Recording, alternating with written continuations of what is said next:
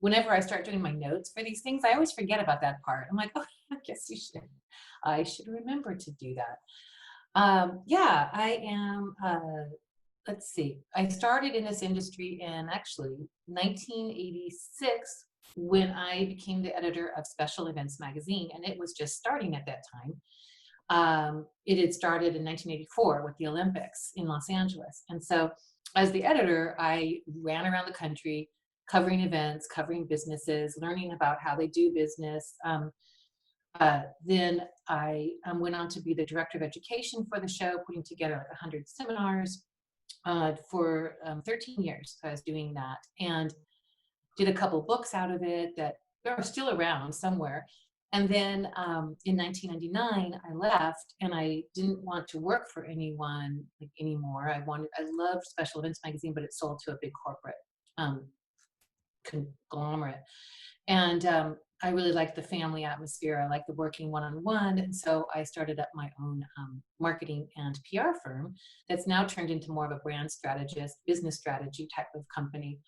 And I've been doing that now since 1999. And I have worked with some of the like most amazing clients in this industry. I just stay in touch with everybody, and I created a style of marketing that I call brand therapy, because I believe that, you know, we are our business, and sometimes our businesses need a little bit of therapy because we have brought some of our own issues into our business, or someone else has brought some issues into our business from a long time ago that we haven't looked at and gone through. So my style of marketing is more, I would say, organic, more one-on-one oriented, not one size fits all type of thing, but I use every trick there is in the marketing book to work their to get their name out there and to find their ideal clients and to build a business that they love, because I believe that businesses should be built on our passions.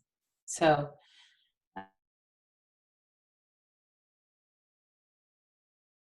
30 days of email newsletters. That was my COVID response. And that was a trip. That was really fun, actually. So that kind of brings you up to speed on me. And with the 30 days, Are you there, Zoe? Yes, I'm here. Can you hear me?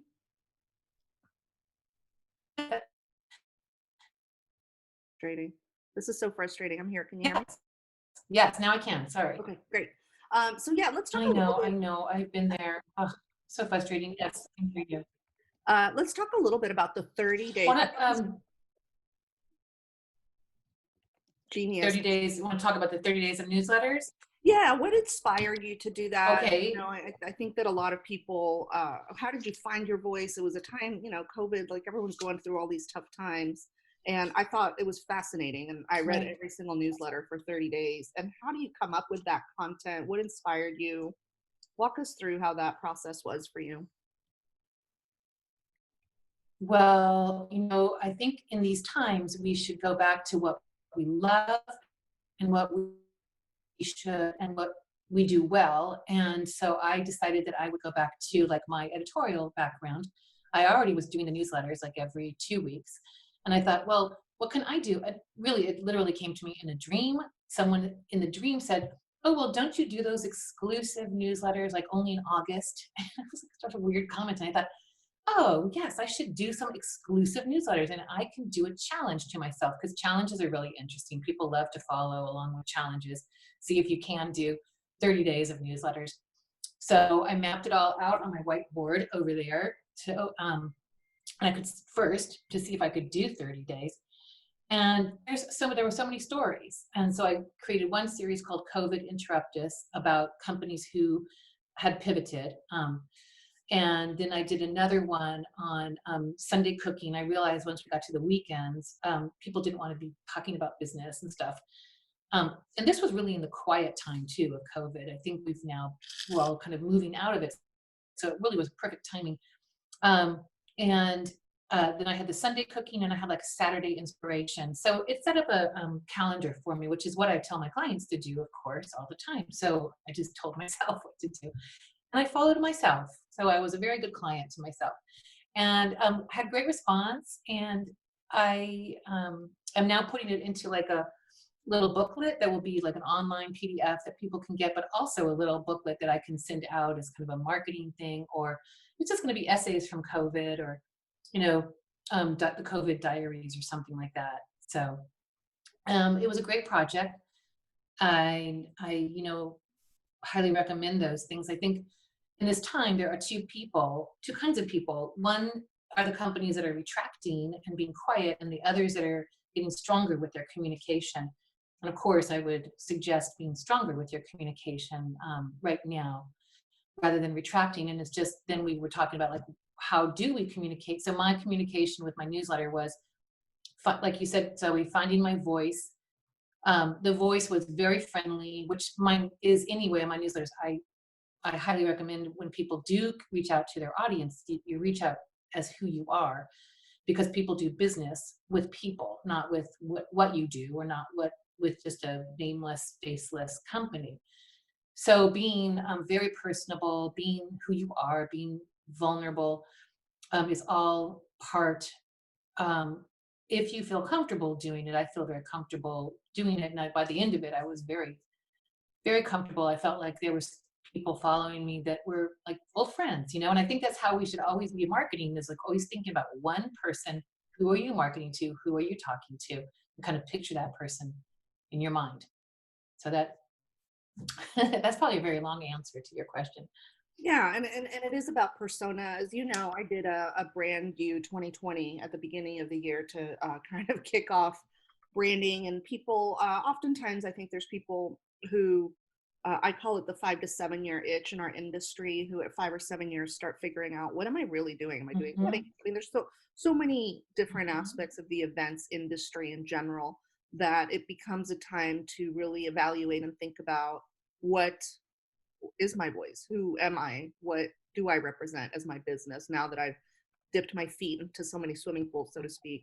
And I find that right now, especially during COVID, with all the time that we have available, all the fear, all the having to restructure and pivot, is actually a great gift to really figure out, what is our brand, and follow our brand. I think some of the conversations that we've had just since the beginning in the last 2+ months has been, as part of your Hmm. brand, are you going to give refunds? Are you going to allow couples to postpone without, like all these conversations that really go beyond running your business, but really, who is your Hmm. business, right? And having that persona of who you're talking to. Hmm. So let's talk a little bit Hmm. about changing the messaging for COVID. And as you were saying, you were like, don't shy away from it. I think people have tended to try to retract, not really want to address it because we don't know what's going on. I think it's the fact that, what information can I give you? I don't know anything. What are your thoughts to something like that? Right. Well, one, I think we have to acknowledge to our audience, and I think that we all do have an audience. We really are our own media at this point in the game of social media, and how you are putting yourself out there. So what you want to do is, you do want to align with your customers. Everyone's going through the same thing. This is a very highly unusual situation we're in. We are in a situation now where it's affecting everyone. It's global. It doesn't matter who that person is. They've been affected by it somehow. And so in this way, our message can be very universal. Um, and um, I think that, well, I think that's it. And then you have to figure out, what does your customer need? What are they needing? Their needs are changing right now. So your customer that needed flowers like last 3 months ago is going to need flowers for a different reason now. Unfortunately, possibly funerals, but also just to be able to reach out and touch someone with a flower. So your messaging would be, you want to reach out and touch your loved ones right now, and here flowers are a great way to do it. Send some flowers, so you are keeping them in mind. Yes. And then when we're back out and then the recession comes, we can change our message then to say, flowers are affordable luxury, or they are a bright spot in the middle of your day, and they are we've got flowers in different price points and things like that. Um, so I think that, there's one message for COVID with certain things, and then there's be another message when we kind of come out and we're recessionary. But all of it should be helpful. All of it should be based not on what you do, but what your customers need and what they are going through. So I think that's why the word "you" is one of the most important words in all of marketing, except for the word "no." And that's important for the word in our businesses. So two important words, but "you" is the one that I would, whenever you are trying to formulate some kind of a marketing message, just think about that person on the other end of the line and what do they need to hear from about it. I don't think they want to, hear that you did this or that, like, last year, here's this wedding that we did last year. I think that you want to flip the switch on that and just say, you are thinking of getting married. I mean, we understand what you're going through. Here are some ideas for you, and here's some ways you can possibly pivot or get married in the same way this year, or use some of these elements from this wedding. Like maybe even take 5 different small things that they could do on their own, or that you can do for them, like a porch pop-up or an installation somewhere, or even like a floral altar that then they can use at the park. I mean, I think things are going to be small. I think, when it's coming back, you will not have the business you did before. You are going to be working on a very small level. You're going to be creating a small reality for them, where that things are safe and smart and are still moving forward. So I don't know if anybody here was part of the Great Recession, but like we all clawed our way back out. I mean, literally in small, small ways. And this economy was moving along like crazy, and it did stop us all in our tracks. But it doesn't mean we don't have to stop. We can still just start moving that direction. We were going this way, we're going to go that way, and build back up.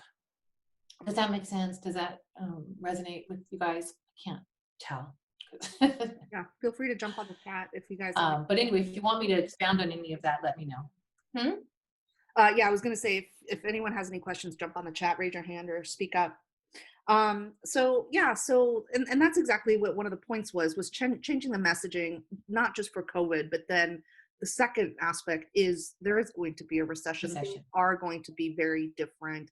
We may not know what they are right now. Yes, We don't. sure. This is what's so interesting about event production, is that we don't have a crystal ball, but we do. We're expected to, right? So modifying your messaging, that's what I'm Right. hearing, is modifying your message to, yeah, things are going to be different, and here's a few little things, not exactly give the whole big picture, but what touches are you doing as a company, as an event producer, to modify for the new age? Is that what you're saying?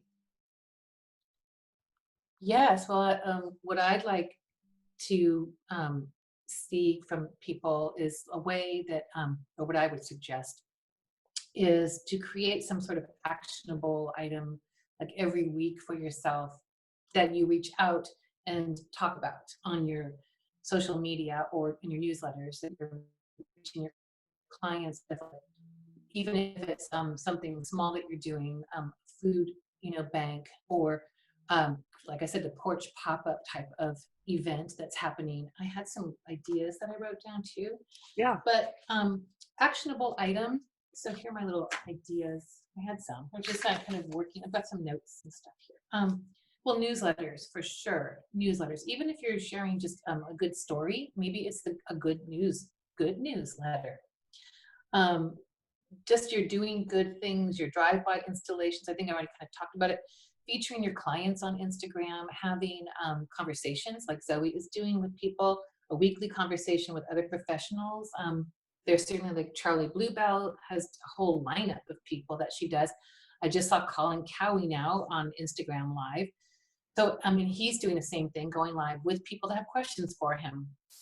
Then do something weekly, even like maybe there's something you can do that shows who you are. If you have kids, do some crafting with kids every Friday and invite your clients to come in with you and do some crafting, like online on Zoom or a Crowdcast. There are other platforms besides Zoom out there. Maybe you are a musician in your spare time and that you play the guitar for people. Anything to like lift spirits, but yet also show who you are. I think this is the perfect time. I think everyone was talking about this before, like, oh, we're so authentic, authentic, authentic. I mean, I didn't see a lot of authenticity out there, in a lot of ways. A lot of people would get like full makeup on and come on Zoom call, not Zoom calls, but on Instagram Live, and I just felt like they were so untouchable. And now I feel like people are seriously authentic. They really are showing who they are, and this is a great opportunity to show who you are because people respond one to the personal. They respond to emotion, and that's what one of the things we were going to talk about is emotion and how that plays into all of your marketing efforts. And I think that people respond and they buy because of emotion. So this is a great time to kind of back it up and look at what you're doing and who you are and what you love. What do you love doing? I mean, if I know you love events and you love doing weddings, but maybe what is there about that wedding? Do you love doing the tabletops? Maybe you could put a tabletop together every Friday based on what you've just got in your house. Show people that things they can do themselves.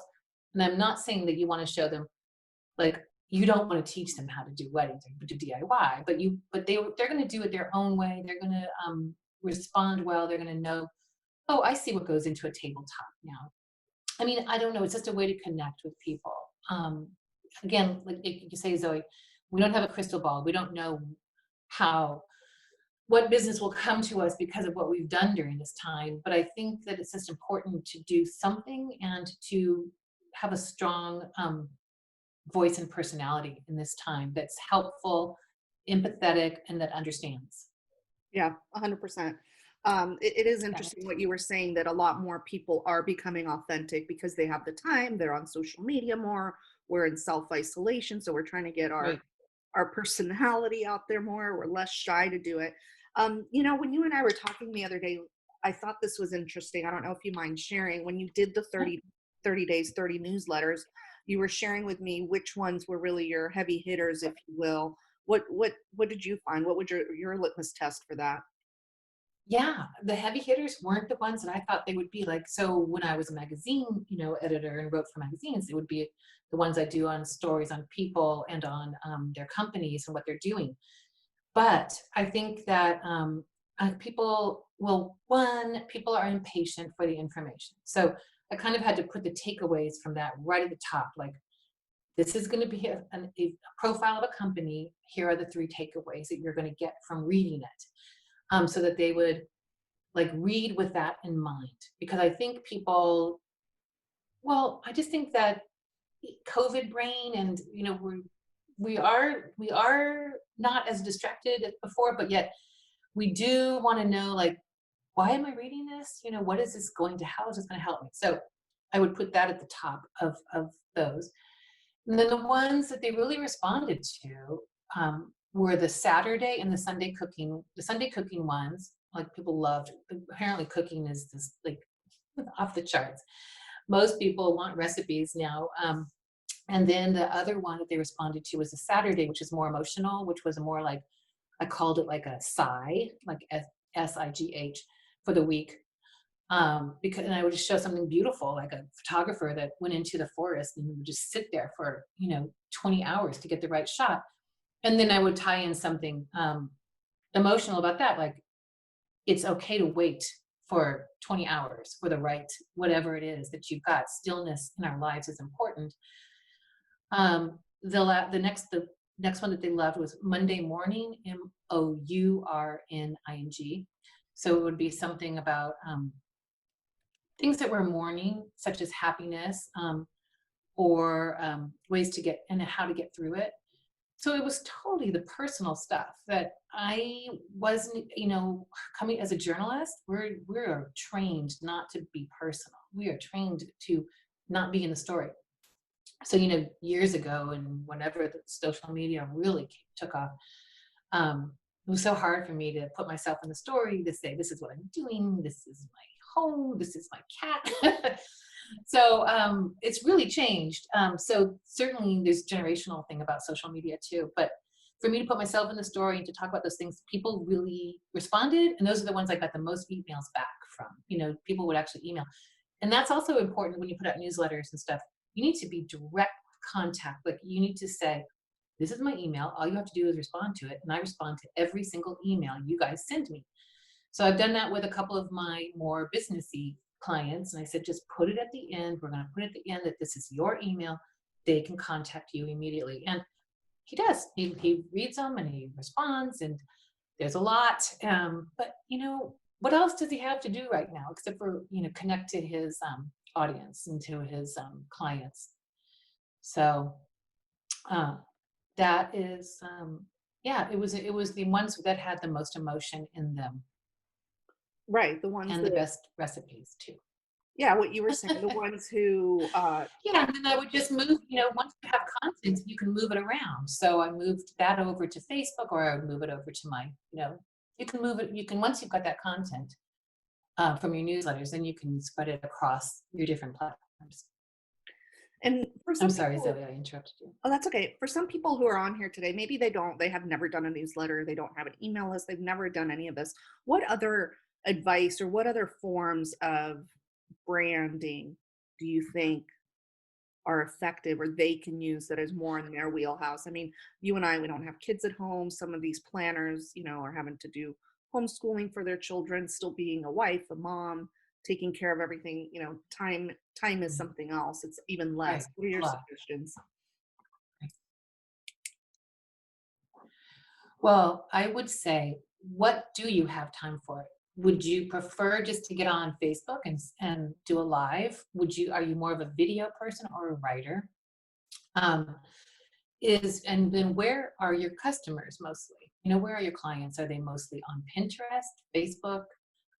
It's really doing a deep dive maybe into yourself and into what, just like kind of, I talked about, um, and I talked about emotion mapping, but I think that we can map out ourselves there too and go, well, let me see. Or you can even use pizza pie I use that for slices of where I need to put my most time and my energy and what do I like? Because if you don't like doing Instagram, if you don't like, being on camera, if you don't like all that stuff, you're not going to do it. So pick a medium that you like. And that you feel your customers are there. And even if it's even if it's personal handwritten notes to them, I would do that too. And I have done that as well. I reached out to about 10 different people. This, I can't wait to see you when it's all over. Those are really nice things to do to your clients, for your past clients, because remember, clients are your future clients too, right? They are the people that are going to also, they're going to be your evangelists. They're going to be like, oh my God, she's amazing. This is a word of mouth industry. Referrals are big. So do something that creates customer loyalty to customers. How can you even reach out to them if you don't like social media, and you haven't started getting like an email list together, which I think you should. I'm very big on email.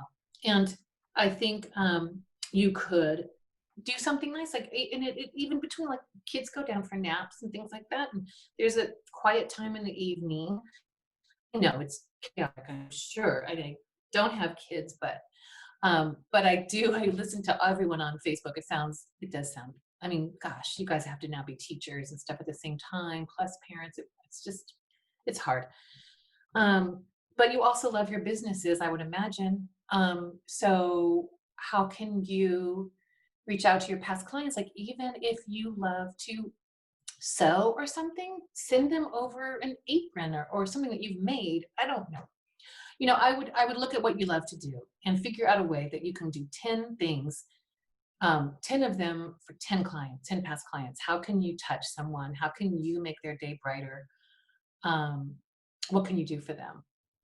Does that make sense? I mean, it sounds so, we are in a time where we are marketing with emotion and passion and authenticity. This is a really, really unusual time.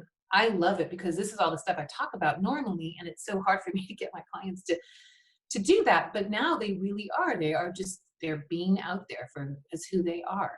So um, if that sounds airy fairy, so be it. I think that this is the time that we are learning how to connect with one another on a deeper level, and the companies that are coming out of this and are going to come out of it stronger are going to be the ones that have figured out how to really create that safe little world, that little reality that brings people together and connects with them on a deeper level, rather than that whole features and benefits kind of language, rather than that, how can you talk to them as people and what they need? It's interesting because I know we talked about it a few times leading up to the call today, but all of a sudden I did have this light bulb, which is, yeah, it's about comfort. That really is what people want and need right now, Mhm. right? The That's it. comfort isn't Yes, yes. necessarily, yes, we're going to open and we're going to be stronger than ever come October 1st, because we don't know that. The comfort is, oh, Right. yeah, we're dealing with this, or this is what I'm doing for my little hub, my little family, whatever the case might Mhm. be. But bringing people some sort of serenity and comfort. That's exactly, just from you saying what your popular newsletters were and just the last comments, that's fascinating. The light bulb just clicked for me. It is that Yes, comfort. comfort. Great, great word. Yes, and also like your taglines can even change. Like you say, like your tagline could be offering comfort for COVID times.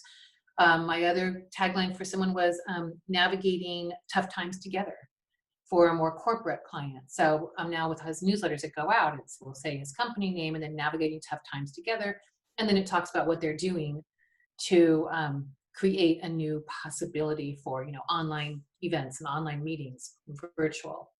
Great. So a lot of people are going virtual too. Yeah, so mastering your message, knowing exactly who you're talking to, who that persona is, having consistency on one platform. You don't have to do it all. Nobody has to do 30 newsletters a day or a month. That's just a huge, I'm so proud of you. Fantastic undertaking, but it doesn't have to be so overwhelmed. For some people, I think it might be overwhelming, but even if it's once a week, one live a week, one post a week, something like that, as long as you're doing it consistently. With everything that is going on, because like I wake up now, my emails, the first 20 are just a lot of junk. People, it's a lot of Mhm. noise out there more than ever because people have more time. So let's talk about the third giveaway, which is really standing out. How do you stand out in such a time where there is so much noise digitally? Well, as I guess this, I've kind of hit on a lot of those things, but some of the things, one thing that I was thinking of the other day and that I heard was a dog walker who said, "Hey, we show up on time."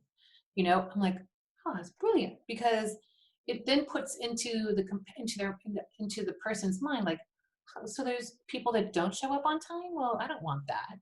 So sometimes the most obvious things you're doing in your business are not obvious to the customer. So you need to like again. I think it's all about. I think we talked about this too, Zoe.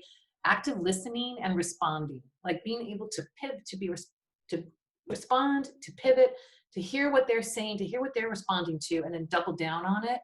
So, like obviously my people were responding to cooking and, sighing of relief on Saturday. So I'll double down on that. So if people are responding to very simple messages such as, we will show up on time. I know right now you've got, you guys are different with services, but something like that. What in your wheelhouse are you doing that people respond to, that your clients have responded to in the past, that's really like you go like, well, that's just obvious. That's just what I always do. Like we are there until the very last client leaves, or we are attendee leaves. We are there with you. I don't know. You could even just say like something like, we're there with you from, I don't know. Anyway, at this point, I'm just like riffing, but something that's obvious that you're doing, that differentiates you in a way that's not like trying to hit them over the head. It's very hard in this industry because, photographers and things like that and floral, it's so hard because you you're really, people are working with the relationship because they could choose this florist or this florist, so why would they choose this one over this one? I would say it's about the relationship. So you really need to show your personality. So that is what's going to differentiate yourself. And then just those basic things of like, we will make sure that we take all the containers back. We always make sure we bring everything back. Again, that's for when we open up back again and when we have events again. But even the small events could start like we'll provide everyone with masks. You know, where was it? Oh, somebody was at the beach at in New York when they opened up. There was a cop there handing out masks to people. I mean, that to me is public relations. That to me is how you are connecting with your community right there.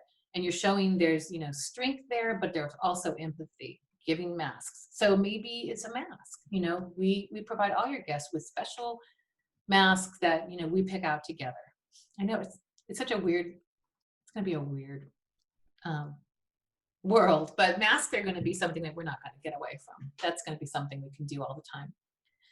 Um, And I I think guess I'm just just sorry. as you were talking, also what I was thinking was we do one thing that we've all on this call have had to do is listen to our clients, talk to them about postponement, maneuver through, okay, when do you postpone until, and having these difficult conversations, which really Mm, creates a lot of content because you directly are talking to them about what is your concern, what are uh, your priorities for your event, and really listening to just within a phone call and recording a phone call with a, a postponement or cancellation or whatever, you probably can get a lot of valid content out of that. That's interesting.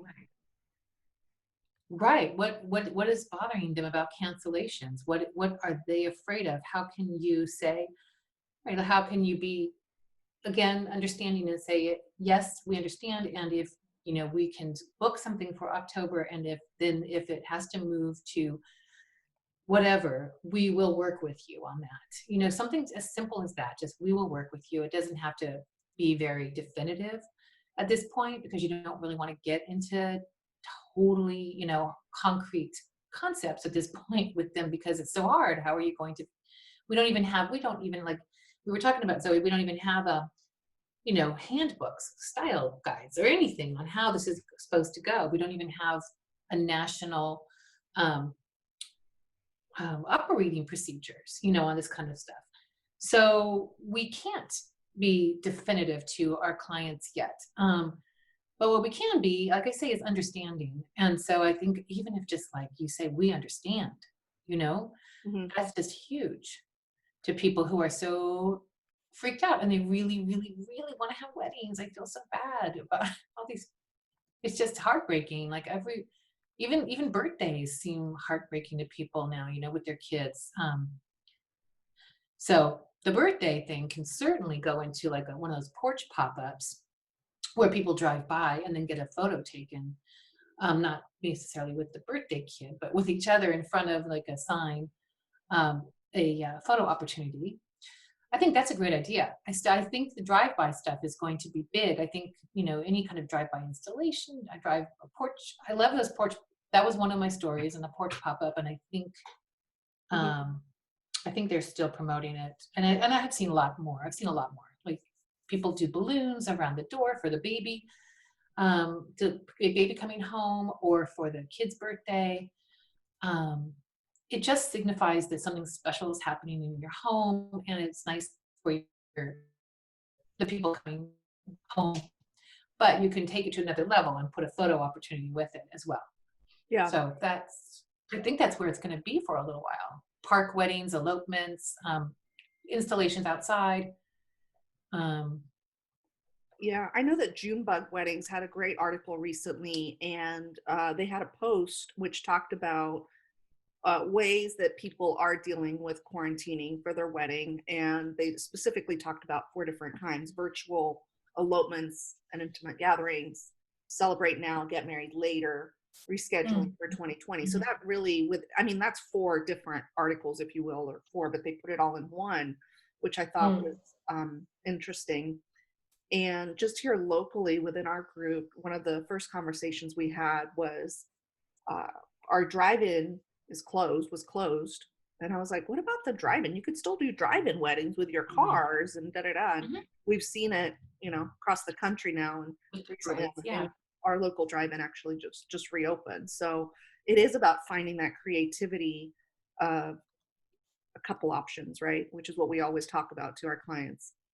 Absolutely. And yeah, 1540, the guys that do the big step and repeats and things like that, the big installations in Hollywood, they are suggesting that the drive-ins can have like, oh, well, because they're thinking for movie premieres, that's their wheelhouse, right? So because they do the step and repeats and all of that red carpet, and they're thinking that the first couple rows would be the VIPs, the VIP cars would be there, and then that there would be, walk up contactless service to each car. They did a couple things in business. I thought that was a great idea. I'm sure it would be costly, but I mean, they're spending a lot of money. They were spending a lot of money on Hollywood has the money. Let's put it that way.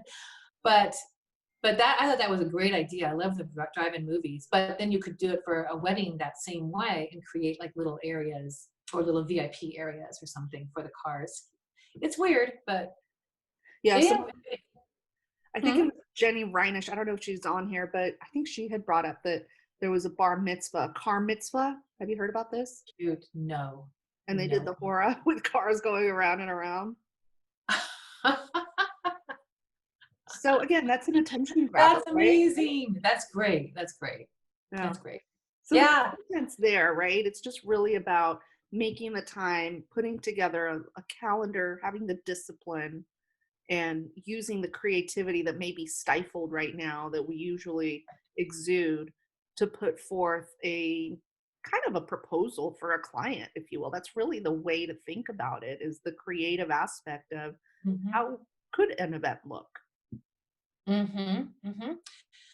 Yeah, again, like, so you could reach out to your clients, or you could put it, you could do a what if kind of um, strategy on your social media or wherever you are connecting to clients of a what if we're just spitballing here, but we've got some ideas. We're always, we are the creative people.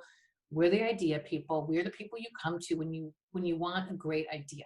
And so show them your ideas, and name them. Just say, we're giving you, this is what we're going to do. Here's idea number one, number two, so that they know that there are more coming. Also, I love the idea of numbering things. I started with my newsletter, but then it just got crazy in the subject line. But I did it in the newsletter. I would go like, this is number 22, if you can believe it, or this is number 29. We're almost there. So I think people love numbering things. So if you can create and I don't want a listicle. Don't go like 5 ways to do this. Just go like, here's our first idea. We've got great idea. We've got hundreds of ideas, and just go like idea number one, and then just keep going. In your newsletters, you can, or your social media, you can even, that's a great way to take some of your past events and show them now, because I don't think that you can do what we used to do and show them and go like, this is what we did. Isn't this pretty? I mean, because I didn't ever like those kind of posts anyway. I never found them helpful. I found them more braggy. So you don't want to be braggy or prideful or anything like that. You just want to go like, hey, we did this. This is how we would do it now. This is what we can do for you, Yeah. So that helps. But that's a way to then repurpose some of your content, because obviously you don't have new events right now to be putting up. But there are so many small ideas, and everything right now is going to be small ideas. And again, make your world, make your social media a little reality that they can come to and get small ideas that will help them for tomorrow. Help them feel comfortable. If you want to, that's a great word. They have comfort today, knowing that there are solutions for tomorrow. Yeah, I love that. Comfort today, solutions tomorrow. Yeah, because that's all you guys are, right? You're selling the future, you're selling the dream, you're selling the invisible. So that's a very hard sell. And so I think you really have to spell it out and create a little tagline like that. Mine was, survive today and thrive tomorrow for my newsletters. So I think I think those are kind of nice little things that are threads that run throughout your story. Like I say, I think all of our stories are again, the mapping of what we do and how things roll through, and what you want to create on every platform that you're pushing out, so that there's consistency in who you are, and that people don't go like, she's different on Facebook than she is over here on Instagram, because they are watching both of those social media posts. And then I would suggest also taking a look at Pinterest. Pinterest is really interesting. It is an art form in itself. That takes it would take like a 7-day workshop to really, really get into. But Pinterest is really interesting because it's a Google search. It's right. It's a search engine. Yeah. And so things like that you are doing, you could take your free time and just start posting to Pinterest. And don't worry about the views, but worry about where it's leading people to. Like it will lead right to your Instagram now. You can actually up your Instagram or increase your Instagram followers through Pinterest because they are now letting you use the URL right from your Pinterest post. So again, I mean, like, I guess just this is a really good time to take some online courses. Like, if we've got like another month of this, try to take some online courses, learn a couple new things that will help your business when you get out. I think I would, if you're not looking at Pinterest, look at Pinterest. If you're not doing newsletters, look at how to grow your email list during this time. I would go email list, top of the list for things to do right now and learn about. And then I would go Pinterest if you are. I don't know if you all are in the wedding industry. I imagine you are. Pinterest, and then go into, if you whatever else floats your boat. Because if you love it, you love it, and it's going to be great. So Instagram lives with different people. Just invite a friend on. Yeah. Invite Zoe on. She'd be great. Yeah. And I know you've talked about the emotional mapping aspect. Do you have do you have a sample, or did you show me kind of what you're Yeah, thinking? I'm doing my newsletter. Okay, my next one goes out today at 3:15. I did not get it out yesterday because of Memorial Day, so I'm one day late because now I'm doing them weekly. So I do have an example. I didn't find great examples of what I was talking about except for my Instagram, and I didn't mean to do that. I really didn't. I don't use my newsletter to promote myself. I do have that example. So let me see if I can, let me see if I just have it easy to find and I can share my screen on it, or I could even, yeah, let me just see, because I took a screenshot of it. Hold, please. Let me see. I did it yesterday. So the way it would work is you would be bringing in your brand colors every once in a while. You'd be creating breathing space in it. Hold on, I'm sorry. Did I do that? Let me see where I put that. Because I'm going to pull it up here and then I'll share screen.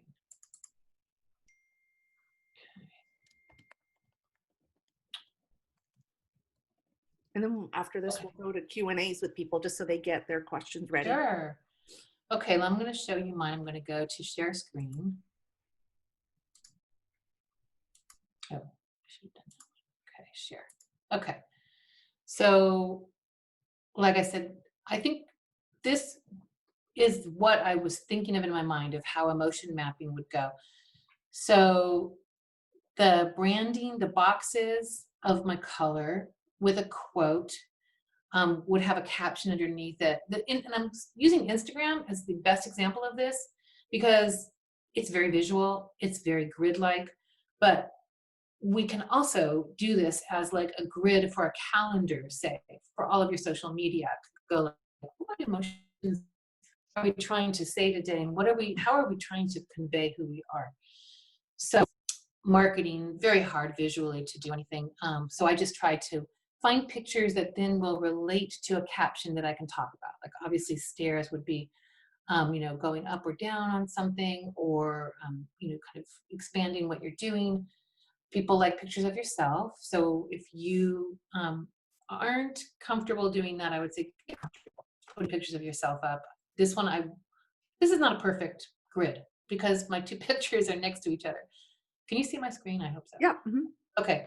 But what I try to do is go like, okay, every 5, I'll have a picture of myself. Every 5, I'll have a square with a quote in it. Every 5, I'll have maybe a food thing. So literally, there I've got like 3 things for the week.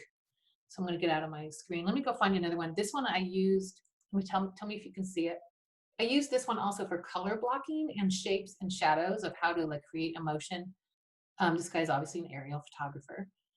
But I also used this one, lifestyle photographer from Poland, as mapping like emotions. Okay, so candlelight, the lifestyle right here at the top, and then the lifestyle at the middle, the grocery bag, I mean, all of these little tiny things that she's showing, like if I only had a screenshot of that and I knew she was a photographer, I would know what she's taking, who she is and what she likes and what style of photography she does.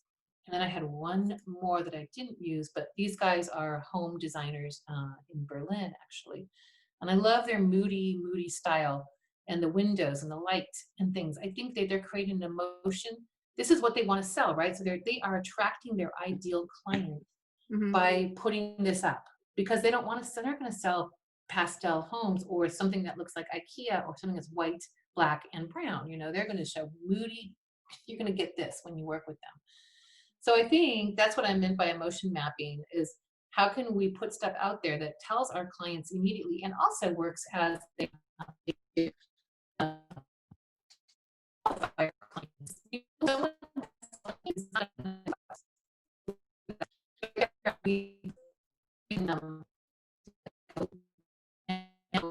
Calls where people are like, oh, does that make sense?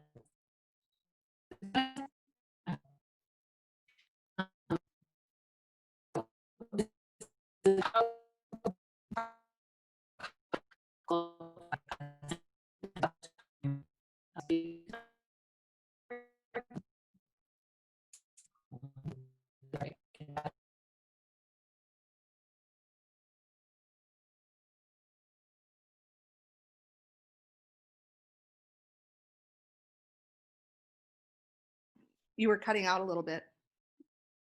Now I can't hear you. Is Mercury retrograde today? There you are. I hear you now. Okay, good. It just seems like it's spotty, right? Yeah, it's so weird. Honestly, I know. long as I've been doing this, this is the first time. So Maybe it's my Wi-Fi. I don't know. I've upped it to whatever it can be, however much it can, be. Anyway.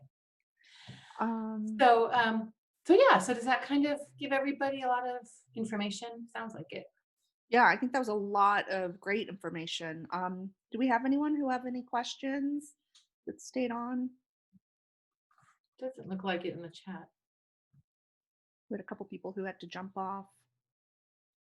Tracy, Patrice, Christine, Jill, Jeremy, Jenny. Hi, Jenny. Tina. Hi, Tina. Hi. Oh. Hi, Christine. How are you? She says I'm good. Jenny says this was Thanks, great. Jenny. Thank you. Thank you. Good. Good. I mean, it was a lot. I mean, it was a lot. Yeah. Well, it's a lot to cover. And why don't you tell everyone, and then we'll wrap it up. Just kind of what you do, what brand therapy does, how people can find you. Let's give you a little shout out. Yeah. Well, let's see. So I am putting together a workshop for July that will be one type of marketing technique like together each month that then there'll be accountability and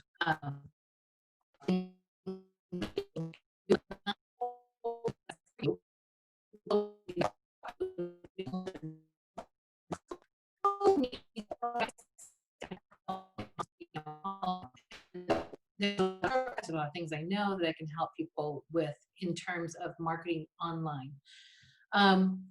But then I work with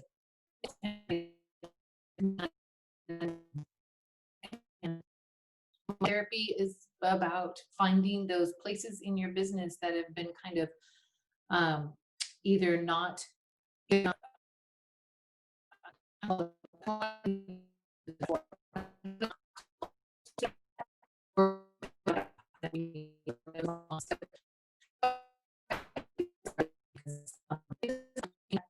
or holistic business strategy would be the best way to put it.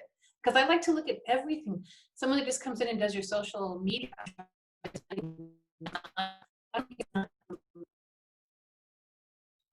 even if your social media grows just a little bit, even if you're putting out something with emotion and that is connecting, that's much better.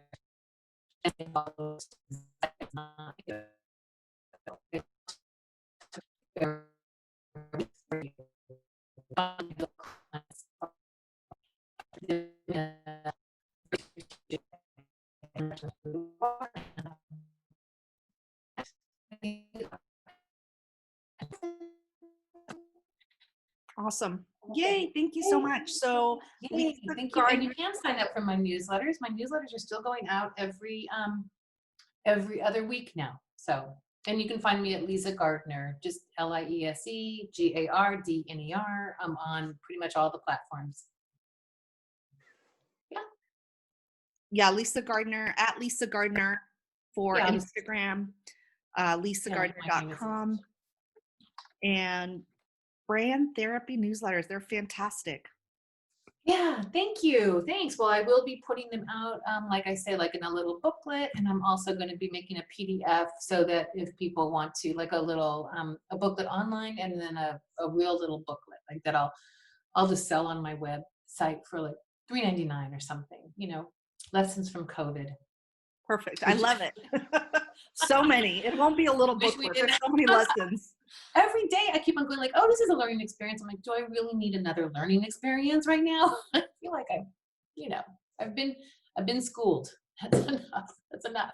Maybe a lesson a day from COVID could be, 100 lessons. Who knows how many days we'll be in still. Oh gosh, don't even say it.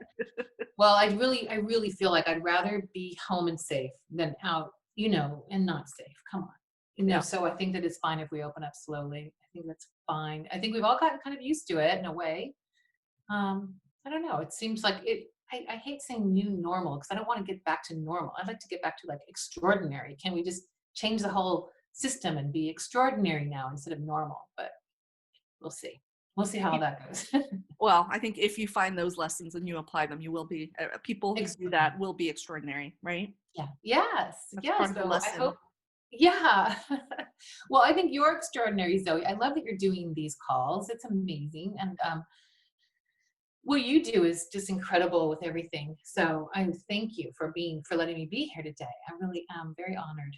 Thank you. Thank you so much, Lisa. I appreciate it so much. Have a Yeah. good Wednesday. We'll chat soon. It's Wednesday. All day, I know, right? Even All day. COVID Memorial Weekend got us.